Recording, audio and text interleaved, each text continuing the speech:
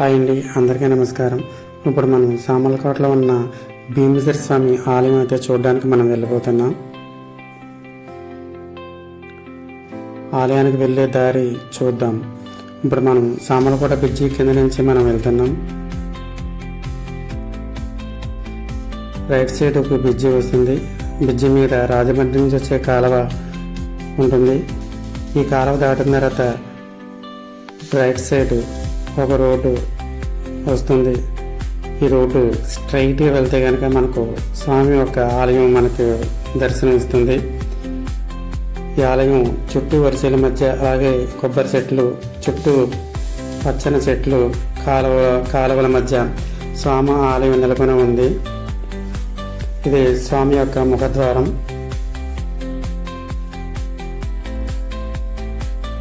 విశాలమైన ప్రదేశాలలో చక్కటి అనువైన వాతావరణంలో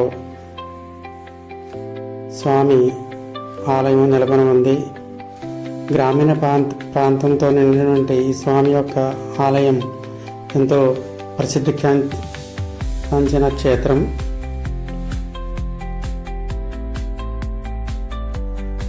కాకినాడ నుంచి 20 కిలోమీటర్లు, రాజమండ్రి నుంచి 56 కిలోమీటర్ల దూరం ఉంటుంది.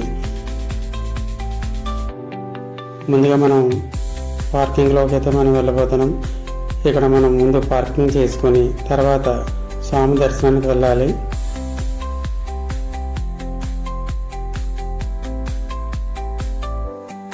స్వామి దర్శనానికి వెళ్ళే ముందు ఇక్కడ కొబ్బరికాయలు, మారేడు దారాలు అమ్ముతారు. అవి తీసుకుని దర్శనానికి మనం లోపలికి వెళ్ళాలి. ఇది సామర్లకోట భీమేశ్వర స్వామి ఆలయం.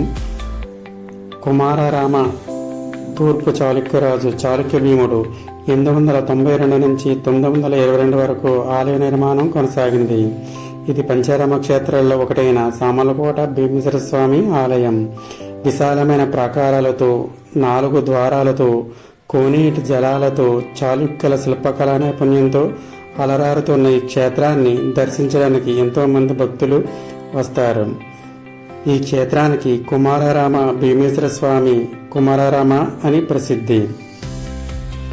ఇక్కడ అమ్మవారు బాల త్రిపుర సుందరిగా వెలిశారు.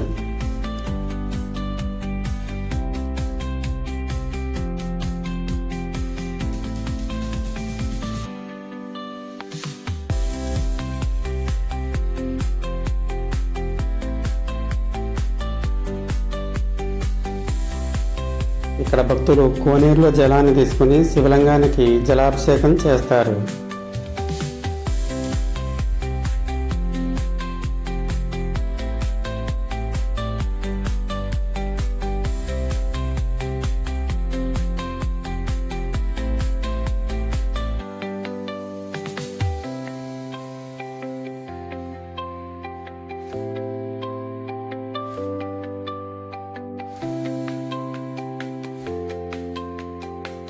శివలింగానికి అభిషేకం చేసిన నీళ్లు తమ శిరస్సుపై చల్లుకొని స్వామి అనుగ్రహం పొందుతారు.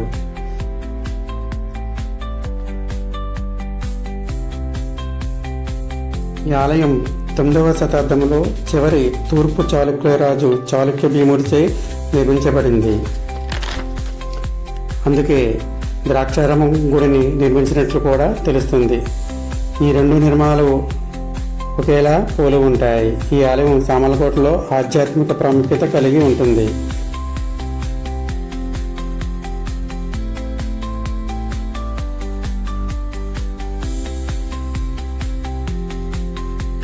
స్వామి ఆలయానికి వెళ్ళే దారి.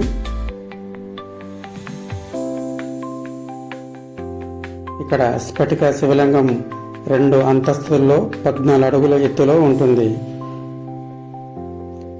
హిందువులంతా ఎంతో భక్తి శ్రద్ధలతో పూజించే ఎన్నో శైవ క్షేత్రాలు ఆంధ్రప్రదేశ్లో ఉన్నాయి.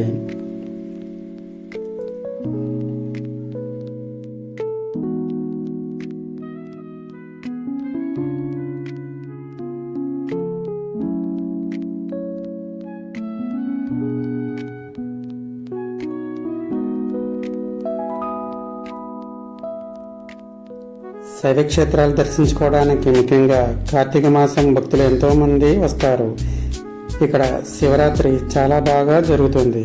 ఇది చూడడానికి గ్రామాల నుంచి పట్టణాల నుంచి భక్తులు తండోపతండాలుగా వస్తారు.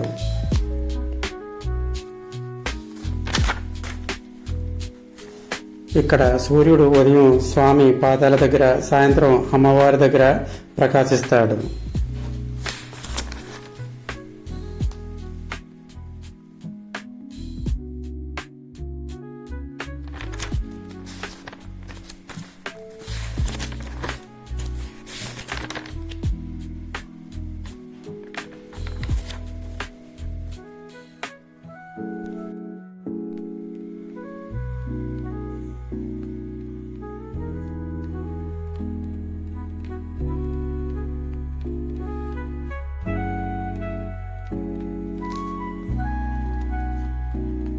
దర్శనం చేసుకున్న తర్వాత ఇలా కిందకి వెళ్ళవలసి ఉంటుంది.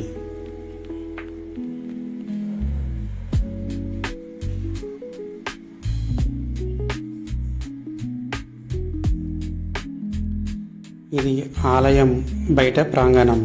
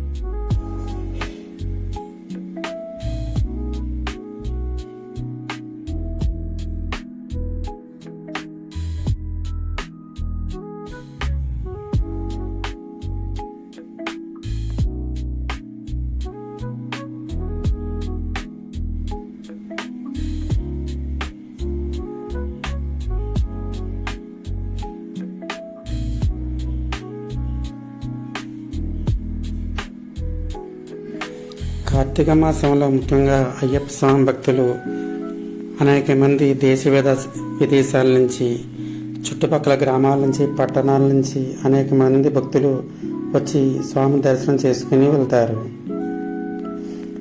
ఇక్కడ అన్నదానం కూడా జరుగుతుంది.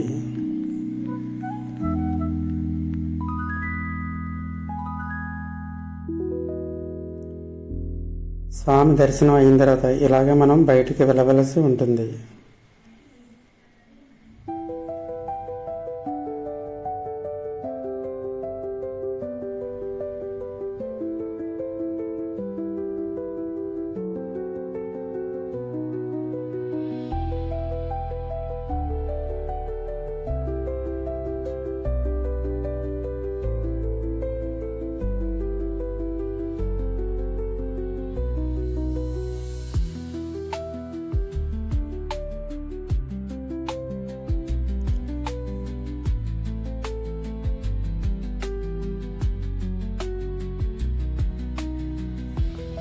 ఇక్కడ శిల్పకళా నైపుణ్యం ఎంతో ఉట్టిపడుతుంది. ఇది